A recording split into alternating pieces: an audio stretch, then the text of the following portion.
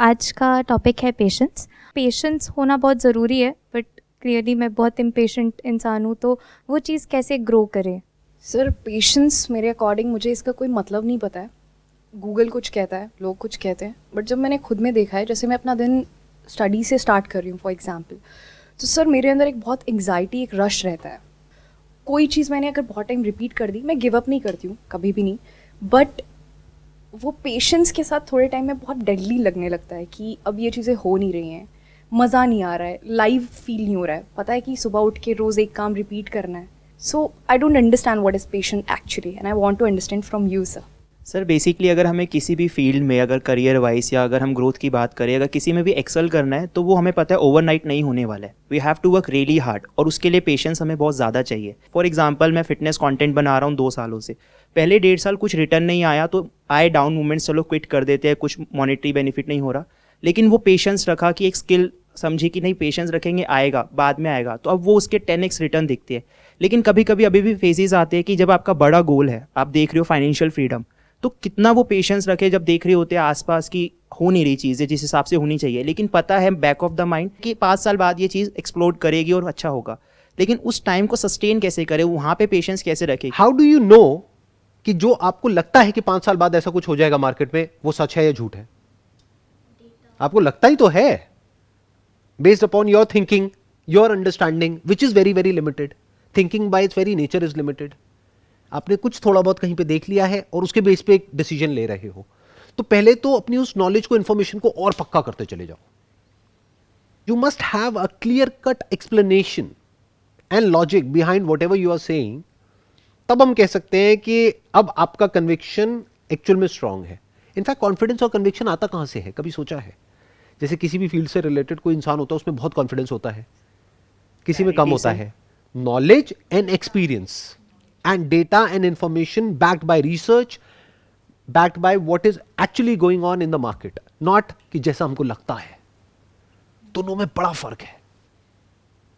हम उसके बेस पे कि जैसा हमको लगता है कुछ भी प्लान बना लेते हैं, उस प्लान पे टिके रहते हैं, अपने प्लान को चेंज नहीं करते हैं और कहते हैं कि हमारे अंदर पेशेंस है। फिर 5 साल बाद कुछ नहीं होता है, अब फिर हम ना यहां के रहते हैं ना वहां के रहते हैं।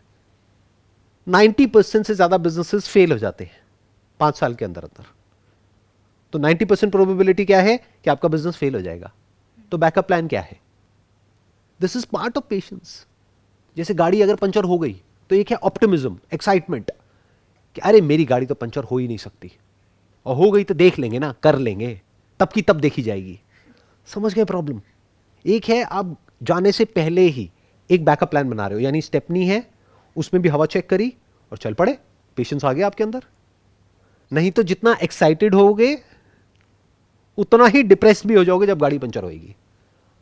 फिर गाड़ी पे जाकर के लाते मारोगे क्योंकि ये क्या हो गया, ये मैं कहां फंस गया आकर के, यहां तो दूर दूर तक कहीं कोई नहीं है। समझ गए गड़बड़? मैंने ऐसे ऐसे लोगों को देखा है जिन्होंने अपना कितना टाइम, कितना पैसा एक आइडिया के पीछे लगा दिया और उनके ऊपर डेट आ गया है, यानी पैसा उठा लिया यहां वहां से, अब ना वो यहां के रहे ना वहां के रहे। तो अब यहां पे जो बात समझने वाली है ना, वो ये है कि पेशेंस के नाम पे कहीं हम कोई गड़बड़ तो नहीं कर रहे। ये कैसे पता लगेगा? Number 1, you must always have a backup plan.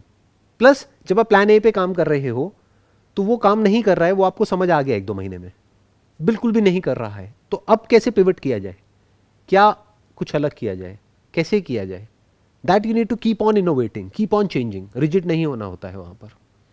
अब इसी फंडे को हम लगाते हैं, कोई एंट्रेंस आप क्रैक करना चाहते हो, एक बार ट्राई किया, थोड़ा आसपास पहुंच गए और वो नहीं हुआ, चलो समझ आता है, अगली बार ट्राई किया, मेक सेंस। दूसरी बार फिर थोड़ा और पास पहुंच गए कट ऑफ के, नहीं हुआ, कोई बात नहीं, तीसरी बार में हो जाएगा, स्ट्रॉन्ग पॉसिबिलिटी है। बट पहली बार आपने अटेम्प्ट किया, बहुत दूर हो, दूसरी बार और दूर हो, लेकिन कॉन्फिडेंस पहले से भी ज्यादा बढ़ गया। अब ये कॉन्फिडेंस का सोर्स क्या है? ये कॉन्फिडेंस आ कहां से रहा है? ये आ रहा है कि ये दुनिया मेरे को उल्टा बोल रही है ना, अब दिखाऊंगी मैं इस दुनिया को कि मैं क्या हूं।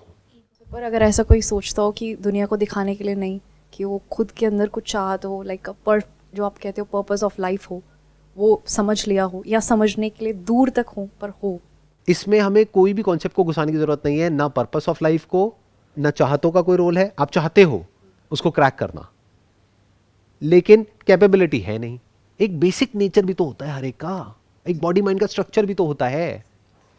जैसे मेरे जैसे कुछ निकम्मे लोग होते हैं, वो पढ़ने के लिए बने ही नहीं है, तो अब क्या करें? अब अगर मैं चाहता हूं कि मैं ये कर लूं लेकिन पढ़ाई में मेरा मन लगता नहीं है, तो क्लैश आ गया ना। तो पहले आपको अपने बेसिक नेचर को समझना पड़ेगा, बॉडी माइंड का जो स्ट्रक्चर है, एक्चुअल में देखना पड़ेगा कि रिजल्ट से आप कितना दूर हो, एक्चुअल में समझना पड़ेगा कि उस रिजल्ट को अचीव करने के लिए क्या करना है, क्या सैक्रिफाइसेस देने हैं, कितना पेन सहना है, क्या उस पेन को सहने के लिए तैयार हो, या फिर थियोरेटिकली तो तैयार हो कि हाँ मैं सह लूंगी उस पेन को, लेकिन जब सहने की बारी आती है तब हम प्रोक्रेस्टिनेट कर देते हैं, आज नहीं सहूंगी कल सहूंगी, और वो कल कभी आता ही नहीं है। यानी आज नहीं पढ़ूंगी 8 घंटे, कल पढ़ूंगी, और वो कल कभी आता ही नहीं है। वो कल आता है एग्जाम से 1 हफ्ता पहले। ऐसे तो नहीं होने वाला। तो सच बोलो अपने आप से कि मेरे से नहीं होगा और छोड़ो, कुछ और करो। What is your backup plan अगर वो नहीं हुआ तो वही अभी तक यही समझ आ रहा है सर कि अगर पेशेंस रखना है तो बेसिकली जो मेरा गोल है उसको छोटा छोटा में डिवाइड करना है और देखना है कि क्या ये छोटी चीज़ अचीव हो पा रही है। अगर ठीक है तो फिर आगे बढ़ते हैं, नहीं तो प्लान बी पे चलते हैं। परफेक्ट, बिल्कुल सही पकड़ा आपने कि मतलब अगर आप एक स्टार्टअप पे काम कर रहे हो तो आपको दिमाग ये नहीं लगाना है कि इस स्टार्टअप में मेरा ये प्रोडक्ट है, मेरा ये सर्विस है, मानो ये 1000 प्रोडक्ट कैसे बिकेंगे या 10,000 कैसे बिकेंगे या 1 लाख कैसे बिकेंगे, या वो मेरा कॉम्पिटिटर है उसके तो 10 लाख प्रोडक्ट बिक गए, मेरे 1 लाख कैसे बिकेंगे। ये नहीं सोचना है, ये सोचना है एक कैसे बिकेगा। 1 बिक गया तो 2 भी बिक जाएंगे, और 3 बिक गए जिस दिन, उस दिन समझ जाओ now you are in for something big, क्योंकि 1 तुक्का हो सकता है, 2 भी कह सकते हैं कि हाँ कोइंसिडेंस हो गया, 3 कोइंसिडेंस नहीं हो सकता। सर मेरा ये है, जैसे आप कोई भी बात कहते हो, एक एक बात सर, जैसे मैंने सर की वीडियो देखी, हर कोई कहता है मैंने देखी, मैं समझ के उन लाइफ को, नहीं सर मैं कैसे वो जो आप कह रहे हैं ना, वो कैसे मेरा माइंडसेट बने। तो आप आराम से सुनने की और समझने की कोशिश करो मैं अभी क्या कह रहा हूं, क्योंकि अगर मेरी एक बात समझ गए तो सारी समझ जाओगे, अगर एक नहीं समझे तो कोई नहीं समझ पाओगे। वही आ गया ना, जैसे 1 प्रोडक्ट बिक गया तो 100 भी बिक जाएंगे। ठीक है, तो अब इस बात को आराम से समझो, जो बात मैं कह रहा हूं कि जो भी आपका बड़ा गोल है जिसको आप अचीव करना चाहते हो, उसको ब्रेक डाउन कर दो स्मॉलेस्ट पॉसिबल गोल में। जब तक वो गोल अचीव नहीं होता है तब तक आपको इम्पेशेंस चाहिए, ताकि आप फटाफट हसल करो, चेंजेस लाओ, अलग अलग चीजें ट्राई करो, कभी ये किया कभी वो किया कभी वो किया। You must be impatient, hop करो फटाफट। ये नहीं हो रहा तो वो करके देखो, वो नहीं हो रहा तो वो करके देखो, इसको अलग तरीके से करके देखो, फिर ये देखो फिर वो देखो। बट जहां थोड़ा सा भी कुछ हुआ, अब आपको पता है थोड़ा हो गया ना, अब कुछ बड़ा भी हो सकता है।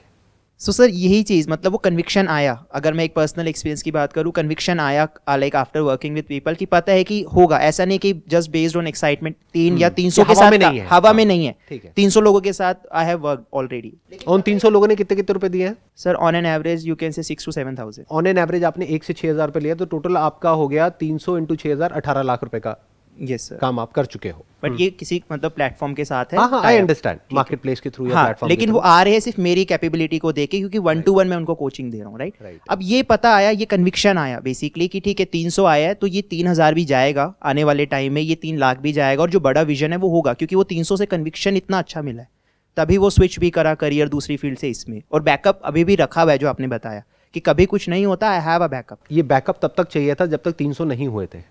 अब 300 हो गए ना, अब कोई बैकअप नहीं चाहिए, क्योंकि ये बैकअप आपको तंग करेगा, बार बार दिमाग वहां पर लेकर के जाएगा। वही देखना ना, जैसी सिचुएशन बदलती है सब कुछ बदल जाता है, क्योंकि अब आप ऑलरेडी 18 लाख का बिजनेस कर चुके हो ना, चाहे किसी प्लेटफॉर्म के थ्रू किया, चाहे यहां से किया वहां से किया, और प्लेटफॉर्म एक थोड़े ही है, दुनिया में हजारों है। अगर इंडिया में एक प्लेटफॉर्म है तो वर्ल्ड में और बहुत सारे प्लेटफॉर्म्स है। Now you don't need a backup plan, क्योंकि किक स्टार्ट मिल चुका है। 2 4 5 10 20 50 तक भी होता तो मैं कहता चलो बैकअप प्लान रखो। अब किसी बैकअप प्लान की जरूरत नहीं है, अब तो अपना सब कुछ लगा देना है उसके अंदर। अब ऐसा है कि आपने कहीं कुआं खोदना शुरू किया और पानी निकलना शुरू हो गया है, अब बैकअप का क्या करोगे? अब तो कंफर्म्ड हो गया ना कि यहां पे पानी है, अब तो उसको खोदते रहना है ताकि और पानी निकले। उसी में अपनी पूरी अब जान लगा दो, उस किसी के बारे में उसके अंदर इतना डेप्थ में चले जाओ, इतना उसको हर एंगल से देख लो कि अब इसकी क्या क्या पॉसिबिलिटीज है, कि ये जो आपने किया एक तरीके से किया, एक प्लेटफॉर्म के थ्रू किया, और किस किस तरह से कर सकते हो, कैसे कैसे कर सकते हो। अब 300 से 3,000 पे कैसे जाना है, that's what you need to think. और जो लोग गए हैं उनकी बुक्स पढ़ो, उनकी वीडियोस देखो, ध्यान से देखो वो ऐसा क्या कर रहे हैं जो आप नहीं कर रहे हो सकता है प्रोडक्ट में फर्क ना हो, पैकेजिंग में फर्क हो, क्योंकि आप बेसिकली फिटनेस की फील्ड में हो तो आप खुद एक प्रोडक्ट हो, तो अब आपको देखना है कि उसमें जो लोग टॉप पे बैठे हैं वो अपने आप को कैसे मार्केट करते हैं। तो हो सकता है आपको एकदम से नजर आए कि अरे उनका way of dressing, way of presentation, way of talking बिल्कुल अलग है मुझसे, तो अब उस गियर में जाना है। अभी आप पहले गियर में गाड़ी चला रहे हो, अब ये सेकंड गियर है, फिर एक थर्ड गियर नजर आएगा इंटरनेशनली कहीं पर, यूएस में, यूके में, यूरोप में, कहीं पर भी, फिर एक फोर्थ गियर नजर आएगा, फिर फिफ्थ गियर नजर आएगा, और ये आगे बढ़ता ही रहेगा। अपर लिमिट कोई नहीं है।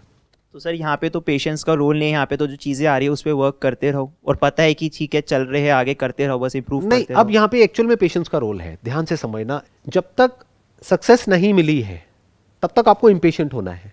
एक बार सक्सेस मिल गई है अब पेशेंस चाहिए, क्योंकि अब 1-2 दिन में नहीं होगा ये काम। 300 का 3000 या 300 का 3 लाख 1-2 दिन में नहीं होगा। अब आपको पेशेंस चाहिए, अब स्ट्रैटेजी बनानी होगी, क्योंकि अब आपको एक लॉन्ग टर्म विजन चाहिए अगले 5 साल की, 10 साल की, कि क्या होगा। तो सर कहीं ना कहीं वहाँ पे हमें ट्रेड ऑफ भी देखने पड़ेंगे। अगर वो लॉन्ग टर्म हम देख रहे हैं तो कुछ चीज़ें छोड़नी भी पड़ेगी, जो सेक्रीफाइसेस की आपने बात बिल्कुल छोड़नी पड़ेगी, और छोड़ना ही चाहिए। इसीलिए मैंने कहा ना, अब बैकअप प्लान की जरूरत नहीं है। बैकअप प्लान की जरूरत तब तक होती है जब तक कि आप हवा में हो। जब पैर जमीन पर है तो बैकअप प्लान की कोई जरूरत नहीं है। जैसे सर्कस में होता है कि अगर नीचे गिरे तो नेट है, तो नेट क्या है? बैकअप प्लान है। क्यों है? क्योंकि आप हवा में लटक रहे हो। तो जब तक हवा में हो बैकअप प्लान चाहिए, क्योंकि गिरे तो मर जाओगे। अब जब जमीन पे हो और गिर गए, उसके लिए क्या बैकअप प्लान है? पैदल चल रहे हो, उसके लिए क्या बैकअप प्लान है? सर इसमें डेली बेसिस पे कैसे रोल प्ले होता है पेशेंस का? डेली बेसिस इंपॉर्टेंट नहीं है। आपको पहले ये देखना पड़ेगा कि पास्ट आपको क्या कह रहा है, डेटा क्या बोल रहा है। आप क्या बोल रहे हो, नॉट इंपॉर्टेंट। घर वाले क्या बोल रहे हैं, नॉट इंपॉर्टेंट। फ्रेंड्स, रिलेटिव्स, दुनिया क्या बोल रही है, नॉट इंपॉर्टेंट। डेटा क्या बोल रहा है। फॉर एग्जाम्पल, आप एक एंट्रेंस को क्रैक करना चाहते हो, तो आपने पिछली बार जो अटेम्प्ट दिया उसमें आप कितना पास पहुंचे, तो डेटा क्या कह रहा है। आप चाहते हो उसको क्रैक करना, लेकिन एक्चुअल में आपने पढ़ाई करी है 1-2 घंटा, वो भी एग्जाम से 2 महीना पहले, तो डेटा कुछ और कह रहा है। सर यहाँ पे एक ये चीज़ था कि जब जैसे आपने वो कहा कि जब 300 कस्टमर्स हो गए तो अब हमें बैकअप प्लान नहीं चाहिए, तो यहाँ पे कई बार एक्सपेक्टेड रिज़ल्ट ही आए ऐसा तो ज़रूरी नहीं है। कई बार हम जो सोचते हैं वो नहीं होता है, तो उस पॉइंट पे हम कैसे मतलब चलते रहे? क्यों चलते रहना है? डेटा क्या कह रहा है? डेटा तो कह रहे 300 कस्टमर्स आ गए हैं, मतलब अपना अगर plan डेटा तो कह रहा है कि 300 कस्टमर्स आ गए हैं, तो दैट मीन्स कि किसी वजह से ही आए हैं, ऐसे ही तो नहीं आ गए। अपने आप तो खुद चल करके नहीं आ गए, कुछ तो आपने एफर्ट किया ही होगा, बहुत कुछ किया होगा तभी आए। कोई छोटा नंबर तो नहीं होता 300। तो जब 300 आ गए तो 600 भी आ सकते हैं, 1000 भी आ सकते हैं, 2000 भी आ सकते हैं। बट नहीं आए तो अब समझना पड़ेगा, नहीं आए तो बिल्कुल वैलिड पॉइंट है, बट क्यों नहीं आए? क्या मार्केट चेंज हो रही है? जैसे फॉर एग्जांपल कोविड की वजह से लॉकडाउन लगा, बहुत सारे लोगों के जो रेस्टोरेंट्स थे वो बंद हो गए। क्यों? क्योंकि उनकी जगह का रेंट था, जो मकान मालिक था उसने रेंट कम किया नहीं, उनके पास में रेंट देने के पैसे नहीं, तो उनका रेस्टोरेंट बंद हो गया। तो आप ये पूछ रहे हो कि अगर नहीं हुआ तो, ये तब पूछ रहे हो जब तक वो रेस्टोरेंट नहीं चला है, यानी अपने खर्चे नहीं निकाल रहा है, तब तो समझ आता है। चल गया है फिर भी अगर नहीं चला तो हाँ हो सकता है। कब हो सकता है? अगर वापस से कोई दूसरा पैंडेमिक आ जाए, या फिर कोई अर्थक्वेक आ जाए, या फिर साथ में कोई ऐसा रेस्टोरेंट खुल जाए जो आपसे बेटर, आपसे कम प्राइस पे दे दे, तो अब आपको अपने आप को चेंज करना होगा। बट वो तो कहीं भी हो सकता है, वो तो जॉब में भी होता है। जॉब में आपने बहुत एफर्ट किया और उसके बाद में आपको निकाल दिया, तो आप क्या करोगे? वही मतलब अनफेवरेबल सर्कमस्टेंसेस वो तो में कहीं भी हो सकते हैं। But all I am saying is कि अगर आपकी एक जॉब लग गई है अपनी कैपेबिलिटी के बेस पे, तो दूसरी भी लग सकती है। बट अगर 3 लग गई हैं अलग अलग कंपनीज में, अब 30 भी मिल सकती है, 300 भी मिल सकती है, 3000 भी मिल सकती है। समझ गए? एक तुक्के से मिल सकती है। अगर आपको एक जॉब मिली है, उसके बेस पर आप एक्साइटेड हो रहे हो, मैं तो ये हूं, मैं तो वो हूं, हो सकता है उस कंपनी से आपको निकाल दे, दूसरी जॉब आपको मिले ही ना। तो अभी ज्यादा पेशेंस नहीं चाहिए, अभी अपने आप को आजमाना है, सेटल नहीं हो जाना है। लोग ये गड़बड़ कर बैठते हैं, फिर बाद में बुरी तरीके से फंसते हैं। ये टाइम सही है अपने आप को आजमाने का। क्यों? क्योंकि अभी शादी नहीं हुई है, बच्चे नहीं हुए हैं, तो अपने आप को आजमाओ। यानी एक कंपनी में काम करो 1 साल तक, इमीडिएटली सेकंड के लिए ट्राई करो, वहां पे 1 साल काम करो, फिर थर्ड के लिए ट्राई करो, फिर जाकर के 25, 26, 28 साल की एज में जाकर के कहीं पे सेटल हो जाओ, क्योंकि आपको अब टेंशन नहीं है। क्योंकि आपकी तीसरी या चौथी जॉब है। आपको पता है अच्छा 3 मिल गई ना, 3 जगह हो गया ना, तो 30 भी हो सकता है, 300 भी हो सकता है। समझ गए ना इस फंडे को हमने कैसे वहां पे अप्लाई किया। बट आप एक जॉब के भरोसे बैठे हो, आपने कहा नहीं अब तो जीना यहां मरना यहां, और एक्चुअल में 15 साल बाद उन्होंने आपको निकाल दिया। अब दूसरी जॉब मिलती कैसे है वो आपको पता ही नहीं। अब ऐसे पॉइंट पे जा करके जब पूरी फैमिली आप पे डिपेंड करती है, खर्चे आपने अपने बढ़ा लिए हैं, अब मार्केट में आप धक्के खा रहे हो कि मेरे को जॉब मिल जाए, बट कभी आपने अपने आप को आजमाया ही नहीं। मैंने क्या कहा, जब तक सक्सेस नहीं मिलती है तब तक इम्पेशेंस चाहिए। 1 साल में जॉब करी, छोड़ा, अभी पेशेंस की जरूरत नहीं है। फिर दूसरी कंपनी में गए, वहां पे भी वो नहीं मिला जो चाहिए, छोड़ा। ठीक है, रेज्यूम पे बुरा ना लगे, 1 साल में उसको भी छोड़ा, तीसरे साल में उसको भी छोड़ा। अब जा करके आपको चौथी या पांचवी या छठी ऐसी एक जॉब मिली जहां पर जा करके आपको वो मिल गया है जो आपको चाहिए था। अब यहां पे पेशेंस चाहिए, अब वहां पे टिकना है, क्योंकि अगर उसको छोड़ दिया तो पछताओगे जिंदगी भर। आया पकड़ में? आपने एक बिजनेस किया, नहीं चला, छोड़ा, दूसरा किया, नहीं चला, छोड़ा, तीसरा नहीं चला, छोड़ा, अब चौथा चल गया है, इसको नहीं छोड़ना है। यहां पेशेंस चाहिए, इसको बड़ा बनाना है। इन अदर वर्ड्स, आपने बीज बोए 4 तरह के, 3 में से कोई पौधा बाहर नहीं आया, 10 दिन हो गए, 20 दिन हो गए, 1 महीना हो गया, बट एक बाहर आ गया है। उसको बड़ा होने में कई साल लगेंगे, 2 साल, 5 साल, 10 साल। वहां पेशेंस चाहिए। रिलेशन में भी ऐसा ही है। अगर आपकी रिलेशनशिप टॉक्सिक है, वहां पेशेंस नहीं चाहिए जी, वहां तो ब्रेकअप चाहिए, वहां तो इम्पेशेंस चाहिए। कि अगर समझ आ रहा है कि लॉन्ग टर्म में हमारा कुछ भी फ्यूचर नहीं है, साथ में कुछ भी नजर नहीं आ रहा है, फिर भी आप साथ में रहे चले जा रहे हो क्योंकि आप में बहुत पेशेंस है, आप सब कुछ टॉलरेट कर लेते हो, तो यहां पे पेशेंस नहीं चाहिए। बट जब कोई ऐसा इंसान मिल जाए लाइफ में जो आपको लेकर के भी उतना ही सीरियस है जितना कि आप उसको लेकर के सीरियस है, अब ये एक मिरेकल से कम नहीं है। अब यहां पे इंपेशेंस नहीं चाहिए, क्योंकि ये होने की प्रोबेबिलिटी बहुत कम है इस दुनिया में। It's nothing less than a miracle कि जिसको आप चाहते हो वो भी आपको चाहता है। फिजिकली, इमोशनली, साइकोलॉजिकली अगर एक स्ट्रांग बॉन्ड बन पा रहा है आपका किसी इंसान के साथ में, ये छोटी चीज नहीं है।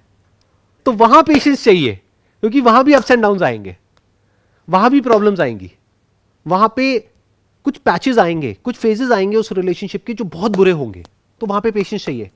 रिलेशन को खत्म नहीं करना है। सर आपने बार बार एक चीज़ जो अभी फोकस करा है कि जब तुम्हें पता चल गया, वो कन्विक्शन आ गया, चाहे जॉब का हो या बिजनेस का हो, कि ठीक है अब तुम्हें पेशेंस चाहिए, वो कन्विक्शन आ गया और ये भी पता है कि ये होगा, और फीलिंग्स के बेसिस पे नहीं और इमोशंस के बेसिस पे नहीं। और जैसे बिजनेस जैसे आप कर रहे हो तो आपको पता है कुछ लो फेजेस भी आते हैं जहाँ पे डाउन हो रहा है बिजनेस, राइट, ग्रोथ कम हो रही है, और वहाँ पे तुम अडेप्ट करोगे, देखोगे, चेंज कर रहे हो चीज़ों को, लेकिन वो थोड़ा टाइम लेती है, एकदम से नहीं होता। अगर कोई मार्केट में चेंज आया है, कुछ भी ऐसा, तो उस टाइम पे अपने आप को इवॉल्व तो कर रहे हैं, लेकिन इवॉल्व के टाइम पे पेशेंस चाहिए। तो क्या ऐसा अपने आप को बोले, क्योंकि कभी कभी वो कह तो रहे हाँ पेशेंस चाहिए और अडेप्ट कर रहे, टाइम लग रहा है, लेकिन उस टाइम पे माइट भी वो फाइनेंशियली या कुछ भी चीज़ें जो अफेक्ट कर रही है, तो उस टाइम पे क्या कर सकते हैं? उस टाइम पे 2 चीज़ों का ध्यान रखना है। एक कि बुरे वक्त के लिए पहले से तैयार रहना है। आप एक बिजनेस कर रहे हो, आज आप कह रहे हो कि मेरे 300 कस्टमर्स हो गए और 6,000 रुपये मैंने लिए, 18 लाख रुपए यहाँ से लिए, बाकी प्लेटफॉर्म ने ले लिए, थोड़ा बहुत आपको मिल गया। तो इसको पैसे को उड़ाना नहीं है, जोड़ लो, फालतू का खर्चा नहीं करना है, क्योंकि ये हमेशा के लिए रहने वाला नहीं है, अप एंड डाउन चलता रहेगा। फाइनेंशियल फ्रीडम जिसकी मैं बात करता हूँ वो ये नहीं है कि आपको बहुत पैसा आने लग जाएगा। बहुत पैसा क्या होता है, बहुत लोग हैं उनके पास बहुत पैसा आता है, उनके खर्चे भी बहुत होते हैं। तो फाइनेंशियल फ्रीडम का मतलब ये है आपके खर्चे कम से कम, कमाई ज़्यादा से ज़्यादा। बट अगर कमाई 0 भी हो जाए तो आपकी इतनी सेविंग्स है कि उस सेविंग से जो इंटरेस्ट आ रहा है वो आपके खर्चों को पूरा कर रहा है, तब कह सकते हैं फाइनेंशियली फ्री हो। सर ये तो फाइनेंशियल एस्पेक्ट हो गया, लेकिन पर्सनल लेवल पे जो इमोशंस लेवल पे एक हम डाउन फील कर रहे होते हैं, लेकिन कन्विक्शन होती है तो वो चलता रहेगा, लेकिन उस डाउन फेज को कैसे अप करें? ठीक है, फाइनेंशियली बैकअप प्लान है, that is what I am saying. ये जो आप इमोशनली डाउन फील करते हो उसके पीछे एक रीज़न होता है। रीज़न क्या होता है? या तो आपके अंदर जो ग्रीड है उसकी वजह से आप डाउन फील कर रहे हो कि लाख रुपए महीने का आ रहा था, माना बंद हो गया, तो लालच का तो कोई अंत है ही नहीं। वो तो अगर आप 20 लाख रुपए महीने का भी कमाने लग जाओगे, 1 करोड़ रुपए महीने का भी कमाने लग जाओगे, जब किसी महीने में 1 करोड़ की बजाय 80 लाख आएगा तो आप रोने लग जाओगे। ऐसे बहुत लोगों को देखता हूं मैं अपने आसपास में, जब देखो रोते ही रहते हैं। उनको बोलो क्या दिक्कत है तुम्हें, महीने का 5-10 लाख रुपए कमा तो रहे हो, फिर भी रो रहे हो। नहीं वो पिछले महीने ना मेरी इतनी सेल हुई थी, इस महीने इतनी हो गई। तो तेरे को कोई दिक्कत हो रही है किसी तरह की? बच्चों की फीस देने में दिक्कत है, घर खर्च की दिक्कत है, कोई दिक्कत है? नहीं, कोई दिक्कत नहीं है, फिर रो क्यों रहा है? तो पहले तो ग्रीड को इन चेक रखो. Your life must not be driven by greed. If it is driven by greed, it is driven by emotions. और अगर वो इमोशन से ड्रिवन है आपकी लाइफ, तो अप्स एंड डाउन चलेंगे. तो पेशेंस की बातें होंगी, बट पेशेंस कहीं नहीं है. 1 मिनट में एक्साइटेड हो जाओगे, 1 मिनट में डिप्रेस हो जाओगे. बिजनेस में you have to be very very practical. Business हो, जॉब हो, even in relationship for that matter. देखो तीनों चीजों को मैंने कैसे कनेक्ट कर दिया. बिजनेस, जॉब और रिलेशनशिप, तीनों में फंडा सेम है. एक्साइटमेंट के बेस पे डिसीजन नहीं लेना है, ग्रीड के बेस पे नहीं लेना है, फियर के बेस पे नहीं लेना है. आपको हमेशा प्रैक्टिकल रहना है. तो प्रैक्टिकल का मतलब क्या होता है? नंबर 1, बुरा वक्त आए तो उसके लिए पूरी तरीके से तैयार हो जाओ, तो झटका नहीं लगेगा, इमोशंस में उथल पुथल नहीं होगी. आप चाहे जॉब में हो चाहे बिजनेस में हो, अगर आपके पास में अगले 1 साल की या 2 साल की सेविंग्स हैं, तो इतना बड़ा झटका नहीं लगेगा. जितना बड़ा तब लगेगा जब आपके सर पे कर्जा है, घर का लोन, गाड़ी का लोन, इसका लोन, उसका लोन, और जॉब भी चली गई. इसे बोलते हैं झटका. अब होएगा इमोशंस में उथल पुथल. ये क्या है? Lack of planning, lack of understanding of the future. एक तरफ से इमोशनल स्टेबिलिटी के लिए आपको क्या चाहिए? आपको सिक्योरिटी चाहिए. वो सिक्योरिटी मिलती है प्लानिंग से, सेविंग्स से. तो ये जो हमारे इंडिया में सेविंग्स माइंडसेट है, ये बड़ा कमाल का माइंडसेट है. वेस्ट में कंजम्पशन माइंडसेट है, और हम सब उनको देख करके कॉपी कर रहे हैं. हम सबका भी माइंडसेट धीरे धीरे कंजम्पशन माइंडसेट होता जा रहा है. बड़ा खतरनाक है माइंडसेट. जैसे मेरी लाइफ का एक सिंपल सा फंडा रहा है, आज से नहीं, शुरू से ही, कि गाड़ी लेनी है तो डाउन पेमेंट पे लेनी है, फाइनेंस नहीं करानी. सर पे 1 रुपए का भी कर्जा नहीं रखना है किसी भी तरह का, तो कोई लोड भी नहीं है. अब उल्टे पुल्टे मैं रिस्क उठा रहा हूं, मैं ये कर दूंगा, मैं वो कर दूंगा, यहां से लोन ले लिया, घर गिरवी रख दिया, ये कर दिया, वो कर दिया. तो फिर पेशेंस कहां है वहां पर? इमोशनल स्टेबिलिटी कहां है? वहां पे तो आप फड़फड़ाए हुए हो, डरे हुए हो, भाग रहे हो पागलों की तरह. सही डिसीजन कैसे लोगे? तो पेशेंस की जो फाउंडेशन है वो क्या है? Proper planning. अगर ये होगा तो माइंड आपका वैसे ही पीसफुल होगा. बट इतना भी माइंड पीसफुल नहीं हो जाना चाहिए कि आप कुछ करो ही ना. आप कहो अब तो सेविंग्स पड़ी तो है, क्या फर्क पड़ता है, तो आप बिजनेस से आउट हो जाओगे. You will become redundant. Business में लोग टाइम के साथ साथ में अगर अपने आप को नहीं बदलते हैं तो वो आउट हो जाते हैं. तो एक तरफ से आपके अंदर एक अर्ज है अपने आप को अपडेट करते रहने की. जो आप काम कर रहे हो उसको अपडेट करते रहने की, उसको सीखते रहने की, उसमें आगे बढ़ते रहने की, उसमें ग्रो करते रहने की. But that is not driven by greed, that is driven by the passion of growing. यहां से एनर्जी जनरेट करो. आपको मजा आना चाहिए ग्रो करने में, गलतियां करने में, उससे सीखने में, फिर कुछ नया इंप्लीमेंट करने में, अपने आप को बेटर बनाने में. यहां से एनर्जी मिलनी चाहिए. यहां से नहीं कि मेरे पास इतना पैसा आ रहा है, उतना आ रहा है. उससे क्या फर्क पड़ता है? कभी कम आ जाएगा, कभी ज्यादा आ जाएगा, कभी आ जाएगा, कभी चला जाएगा. अब इस काम में मेरे को पैसा मिल रहा है या मेरा पैसा जा रहा है? अभी ये जो काम चल रहा है जा रहा है सर. लेकिन पैशन के लेवल पे कोई कमी नजर आ रही है मेरे अंदर? तो पैसा जा रहा है तो मैं खुश क्यों हो रहा हूं, मैं हंस क्यों रहा हूं?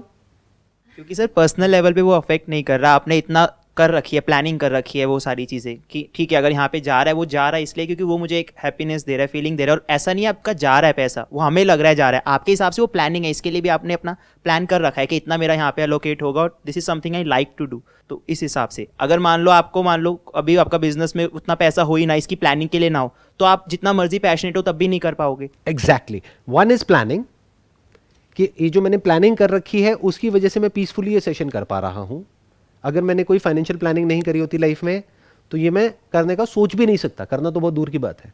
ये जगह मेरी अपनी नहीं है, रेंट पे है. तो आप समझ पा रहे हो ना. और हर चीज़ के पैसे लगते हैं, जो भी कुछ हो रहा है यहाँ पे. तो उस सब की प्लानिंग कर रखी है.